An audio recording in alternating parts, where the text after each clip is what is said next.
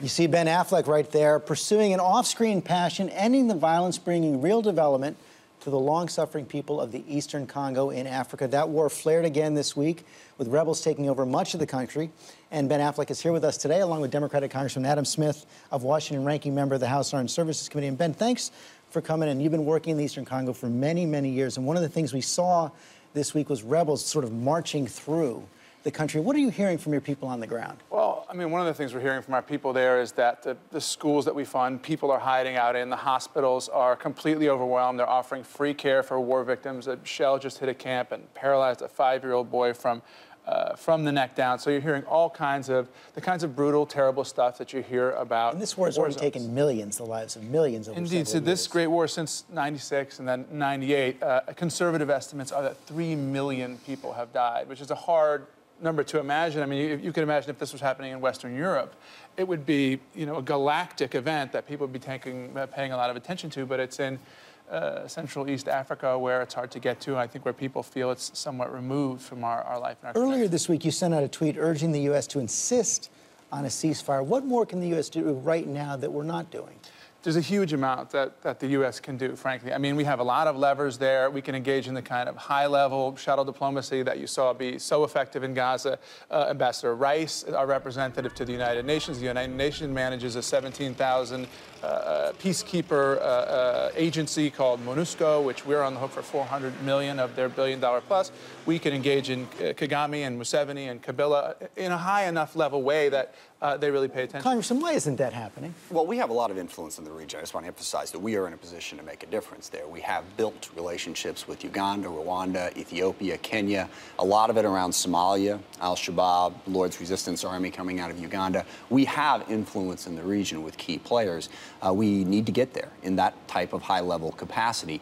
And I think it isn't happening at the moment because the attention is elsewhere. It's Gaza, it's Libya. But look, it's all tied together in Africa. The instability in countries in Africa, the lack of governance that's in the eastern Congo leads to instability and leads to the type of problems that we're going to have to deal with. It's in our interest to get in there, broker a peace deal. One of the other things we've seen there is you talk about the UN peacekeeping mission, 17,000 troops there, but their mandate is to protect civilians, not to engage the rebels. And you have the scenes this week of them standing by as the rebels march through the country. They can't enforce peace.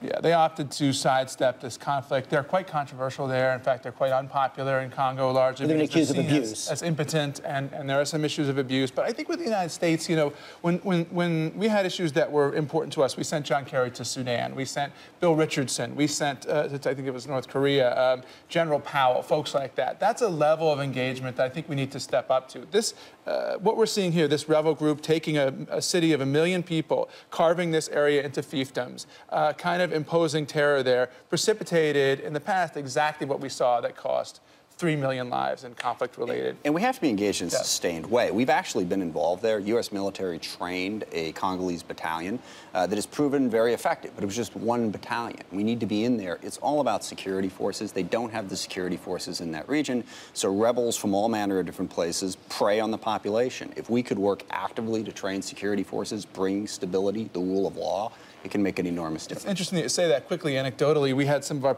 our people from ECI lost their car in a ditch, which happens frequently, and the Army guys pulled up, and they thought, you know, to help get them out, and they thought, you know, here we go, it's going to be bribery, it's going to be a whole issue. They brought the car out, they waved goodbye, they said, no problem. Turned out that was the unit that the United States, we've trained one unit of their Army. So this progress is possible. And as you know, I mean, this country was the subject of the single piece of legislation that Barack Obama sponsored while he was in the U.S. Senate. He's not unaware of this, you know, and I appreciate all the other things that he's doing, but this has to be a priority. There's also more that the private sector being doing. Congo is a wealthy country in so many ways. Lots of you know, critical minerals come from there. U.S. companies are supposed to ensure that those minerals aren't coming from rebel-held areas. Is that working? It's not working as well as it should, but at least gives us a chance to get beyond the sort of underground economy to a legitimate economy. And that's the biggest point. This is a region of the world that is resource-rich, economically critical, a huge opportunity for the United States and for United States businesses to do business, to open up trade opportunities. China is very actively engaged in that region. Now, they're actively engaged in a very mercenary way. They pay whoever they have to pay to get the minerals out. If we could bring greater stability, there's a huge economic opportunity for us to take advantage advantage of for our benefit as well as for the benefit of the people in Africa. And it also creates the conditions for sustainable development, which is what you've been trying to work on with your initiative, trying to grow more cocoa and other crops that can actually help the people on the ground. But is that possible under these conditions right now? Well, I tell you, we still have people, as you mentioned, we still have our farmers growing cocoa. I mean, the amazing thing about the Congolese people is their degree of resilience and that they've been through this kind of stuff in the past. And so they're still dedicated and working hard. And we've seen our schools still open, the hospitals, and so on. But naturally, it's an impediment to growth. And I think one of the dangers is that you solve this particular issue of this revolutionary group. And this tends to happen in the international community. Go, okay, that's dealt with. Really, the systemic issue here is security sector reform. And that's something that the United States can really have an impact on, largely through diplomacy. We don't have to spend a lot of money to lean on the Congolese government to say, you've got to pay your soldiers, you've got to develop a culture of soldiering where these units are protecting the civilians rather than being predators. And that's the kind of thing that we need to get to, and it's possible. We heard the roundtable talking about the president's second-term agenda. You're saying that this is something else for his second term. Absolutely. Yes. I think this is critical to, people talk about, what these issues are from a national security point of view, from an economic point of view.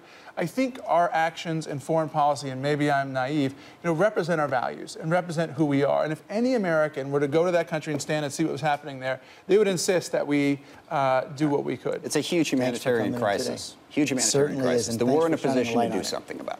Thank you both. Thank you very much. And now we honor our fellow Americans who serve and sacrifice. This week, the Pentagon released the names of 3 soldiers and Marines killed in Afghanistan.